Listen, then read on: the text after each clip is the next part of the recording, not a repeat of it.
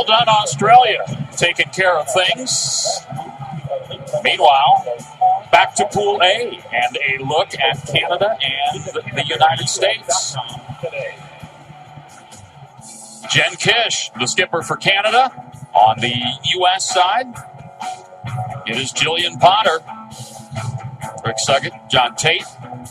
The Canadian background right there, running the thread all the way through this one. Canada, fourth in the overall standings.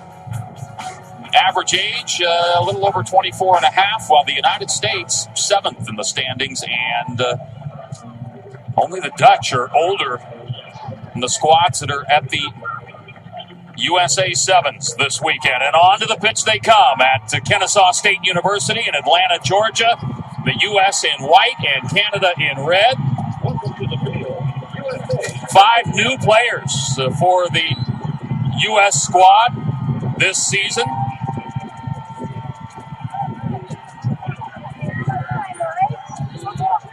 The United States and Canada set to go in their Pool A showdown. Match number 4 on the schedule today of the IRB Women's Sevens World Series in the USA. The referee for the contest, Amy Parrott of Australia. The U.S. going to kick. A look at Jessica Javalette, one of the new ones, coming over from football, I dare say. A quick look at Jen Kish and Christy Ringenberg, set to put it skyward. Kish coming in, but deferring to Ashley Stacey. And Stacey's got a horse and running, and here comes Javalette. Can she catch Stacey? Can Ashley offload and do it positively? Great cover tackle there by Javalette, who comes over. Great top-end speed. You can see why Rick Suggett likes her. Landry tucks it under, gets dragged down by Ringenberg. Spun back the other way and through the hands of Karen Paquin. Paquin now being taken down by the U.S. and turn off to Marshak. Kish now with it. And Kish motor into the side. Spins it back for her teammate, and Canada's going to draw first blood. Ashley Stacey with the try. Number 5, Ashley Stacey. Great commitment on the behalf of the Canadians. A long run down the field.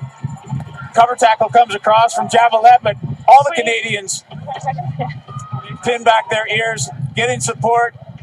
Stacey ends up on the finishing end. 10. Ashley Stacey has had a pretty good season. That first one at Dubai, 18 points there. Made her 07 debut with the 7s and the 15s. And the conversion is good. You take a look at the try, flicked back inside by Kish to Stacey, and Ashley putting it down. When you're ready. So a 7-0 Canadian lead, and on the restart, Landry with the drop and boot and into that win, can make it tough, swirling around off of Potter's hands, almost taken by Kish. Instead, grabbed by the U.S., looked like Doyle, and then Potter ripped down by Paquin and Kish, and the whistle. Off the feet, and the penalty awarded the U.S. Coming back the other way, Ringenberg to Javalette. Looking outside at Doyle. Into the air it goes, and into touch. No, kept by Ringenberg. Nice bounce back tackle by Mandy Marchak. Please. Quick and go. Where you at? Tapping and going. Ringenberg to Javalette. Seabach.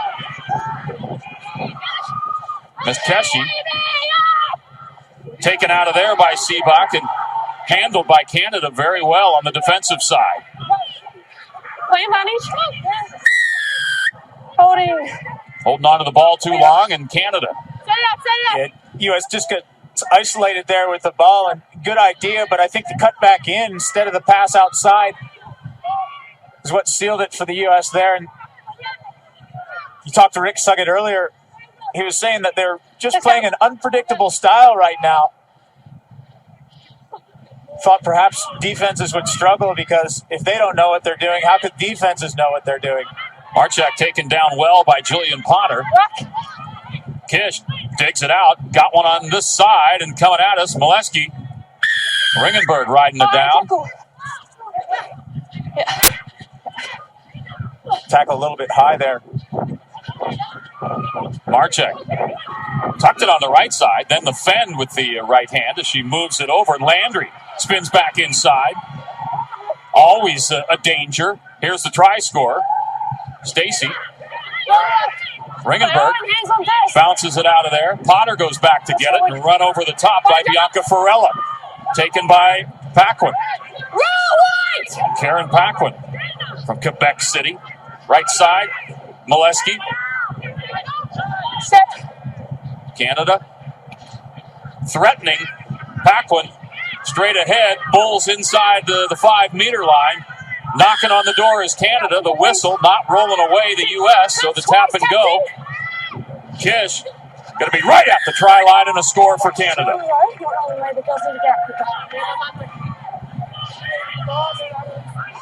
Okay. A little bit of chatter between Jillian Potter for the United States and the referee saying they're not rolling away quickly enough in the tackle area, but Canada, all credit.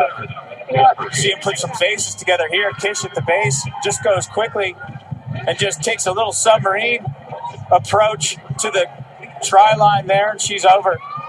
They give you that opening and you get some momentum, you're pretty hard to stop from a couple meters out. Absolutely, especially when you go that low. The conversion attempt by Marchak off the mark for Mandy.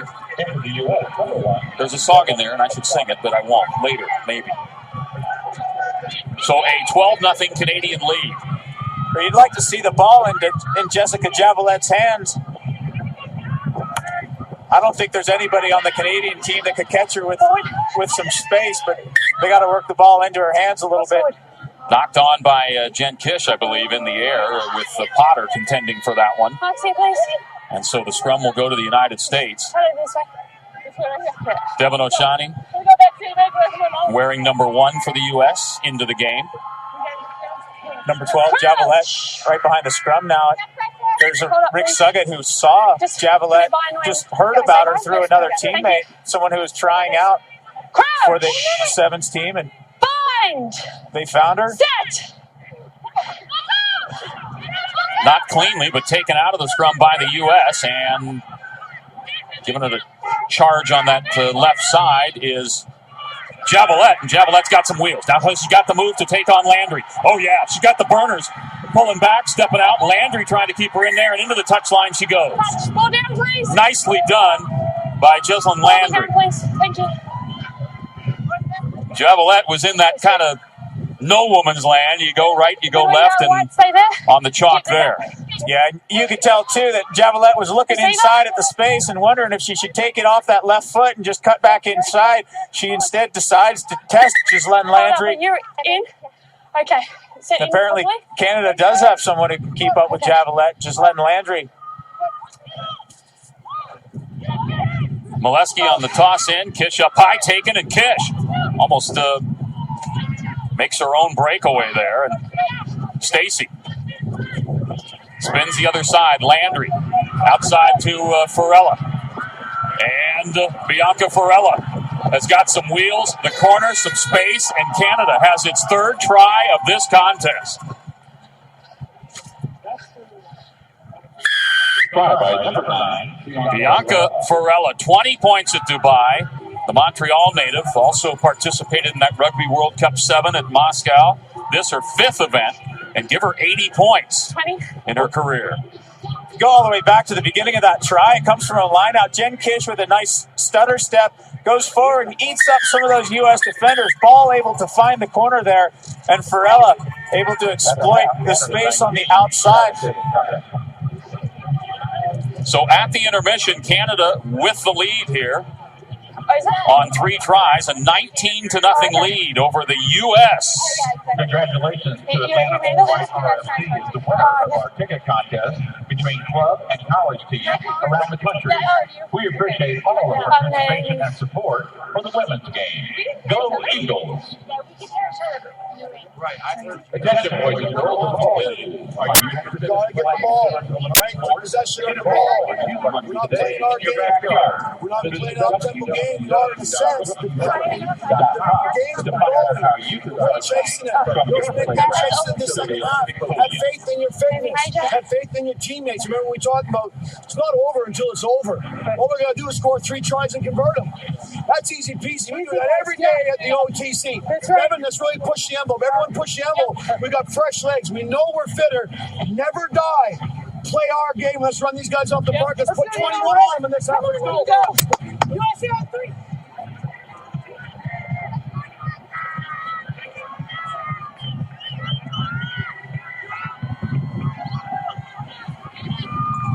John Tate in Canada, ready for a second half. You saw Rick Suggett in the U.S. seconds ago, and it's Canada with the lead at the intermission of this one. On tries by Stacy, Kish, and Farella. So the U.S. with some work to do in the home tournament. Are you going down the middle again? Okay, I just don't want to get in your way.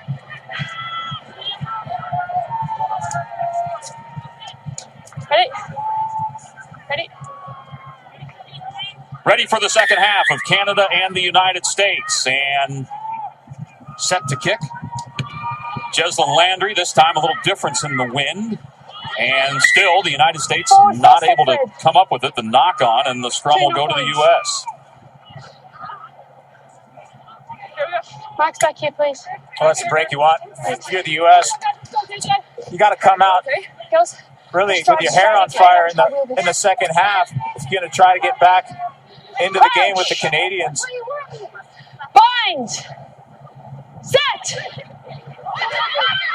If you're the U.S., you need one right here. You need something on the board to get rid of that big donut. Let's call it sitting an up there. accidental offside. Kicked it into her. On that side. Accidental offsides. Maybe. Ball kicked by Javelette Jesse, please. into another U.S. player. Yeah. Scrum to Canada.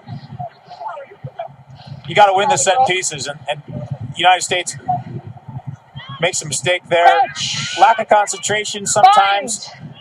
You got to win your own ball. Before the ball, push Shirley. Little push early for Canada, so the U.S. with a free kick here. And Rebecca Seabuck. Bex wearing the 4. That was O'Shawnee starting things up, and Potter's on the loose. Wow. Finding Seabuck. And Seabuck ever closer, just a couple of meters out, rolls over again, the whistle, and Ball was held. holding on too long. So Yeah. the continuation wasn't given. That's a double movement. She was held on the ground. She's not allowed to, according to the ref, not allowed to make a move for that line because she's held in the tackle. I think if she steps to the left there, she goes in across the line. Had Ringenberg going up her left side, too. I know Subs, white one. sometimes it's a little hard to hear, especially with the wind whipping around your head. Yeah, credit the defense there by Canada. They collapse well on it. Take down Seabuck right before she's able to cross. Sometimes you're thinking about the conversion instead of just crossing the line, Bill, and instead of scoring a try, Seabuck gets held up. Away, 3! Canada recycles. Stacy spins back inside, and she has done that several times. Ashley Stacy, Javelette this time with the takedown. Scrambles to her feet. Bounced around, and Offside. the U.S. Ball wasn't out. nailed for being offside, said the ball wasn't out of there, and so Canada just outside the 22. Ashley Stacy going to set things up and then tap and go. You can see what Coach Suggett from the United States sees in Javelette. I mean, great closing speed. She saved 2 tries. One in the first half, and we just see her again. Closing speed on the cover tackle there. What a great asset to have. Still learning the game, though, since she's really only been playing since January. Stacy coming out. By the way, tap and touch. It goes into the far corner and on the line out. Kish goes up high for the take, but it's not straight. One. Yeah. Straight option. Scrum. So a scrum to the United States. You know what? I'm not going to give her a whole lot of grief on the not being straight on this thing. If you throw something in the air, it might land a quarter mile away. Ringenberg takes a seat. Vix Falayan coming in. Falayan, of course, a 20-point scorer in the Rugby World Cup. Two-time national champ at Stanford. Deep in the pocket, and in goal is the United States, and does not get it out of there as Molesky with the takedown. Did that come out the same way? Did the ball come out the same tunnel? So at the 5-meter again, we're looking at a scrum for Canada, I do believe. Right, two. Now the feed will go to Canada. Knocking on the door once again. Step back, please. Right.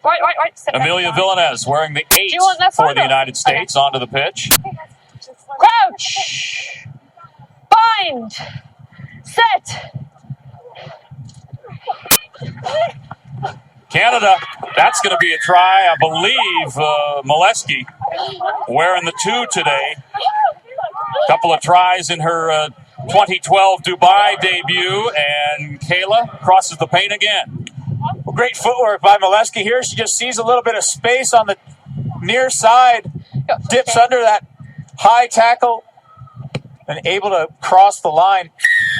Nice little individual piece of work. Got a couple of those. Kish earlier with one, just straight head on and pretty simple. And a 26-0 lead for Canada.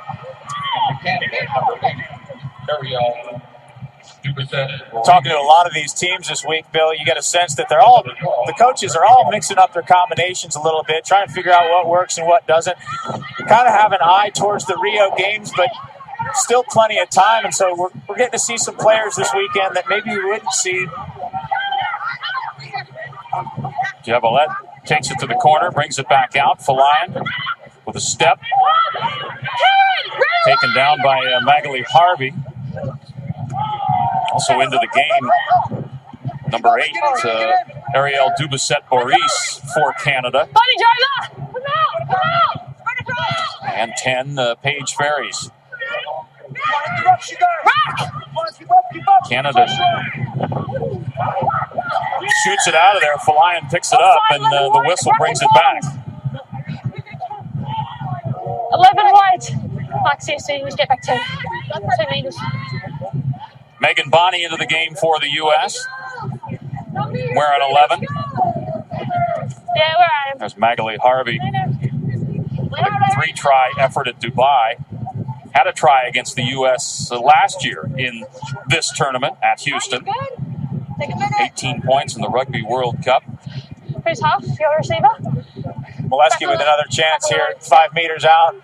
Didn't throw the last one straight. That one looks to be a lot better. That's good. Canada with the take and spin toward the center of the field. Water's blowing by. Coming on the cross was Ferries. Taken by the U.S. Javalette. Impressive is the wind, I tell you. Irene Gardner wearing the 9 into the game for the U.S. Spinning it out of the ruck. Javalette back inside. And once again, there's Molesky. The U.S. unable to win its own ball and kind of running out of resources there in the breakdown area. A lot of people expecting their teammates to be doing the work, and instead you have a little bit of isolation. Javalette goes forward. Ball just gets snatched right out of her hands. Molesky. Have you got half time? Kind of a cruel introduction there. Just steals the ball and away she goes. U.S. will be disappointed, Bill, not to have scored a try against Canada in their opener, but We've seen Canada play some good ball. Great. They could be dangerous. That's the end of it. Canada victorious in the opener, game number 4 of the IRB Women's Sevens World Series stop in the United States. Canada pitches a shutout, 31-0 over the United States.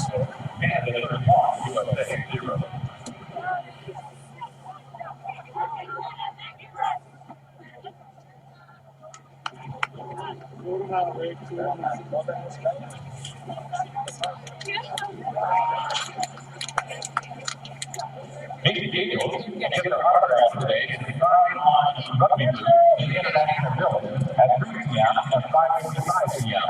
The first 20 people will be given their phones to get it signed by Team USA. USA Rugby would like to thank members of the local organizing committee made up of volunteers from these great organizations. Bringing international rugby to the great city of Atlanta would not have been possible without all of your help. The Atlanta Sport Council and Actually, you spent 10 days in Chula Vista training with the U.S. Was it any closer in those 10 days? Well, actually, the first time we played them in our scrimmage, they came out on top, and then we played them the second day, and we kind of came out on top. So, I mean, today we just stuck to our game plan, and it worked, and our coach gave us a great game plan against them, so, and we nailed it, we executed, so we all feel really great about it. Perfect. Thank you very much.